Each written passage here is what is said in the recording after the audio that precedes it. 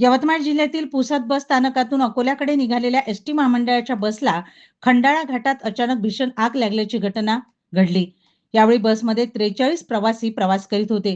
मात्र चालकाने प्रसंगावधान राखून सर्व प्रवाशांना तातडीने बसमधून सुरक्षित बाहेर काढल्याने मोठी दुर्घटना मात्र टळली। दरम्यान घटनेची माहिती मिळताच अग्निशमन दलाचे पथक तात्काळ घटनास्थळी दाखल झाले। त्यांनी अथक प्रयत्नानंतर आगीवर नियंत्रण मिळविले।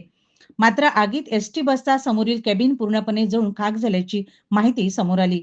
या घटनेत कोणतीही जीवितहानी झाली नसली तरी अचानक लागलेल्या आगीमुळे प्रवाशांमध्ये काही काळ भीतीचे वातावरण निर्माण झाले होते। आगीचे नेमके कारण अद्यापही स्पष्ट झाले नसून संबंधित यंत्रणांकडून पुढील तपास सुरू आहे।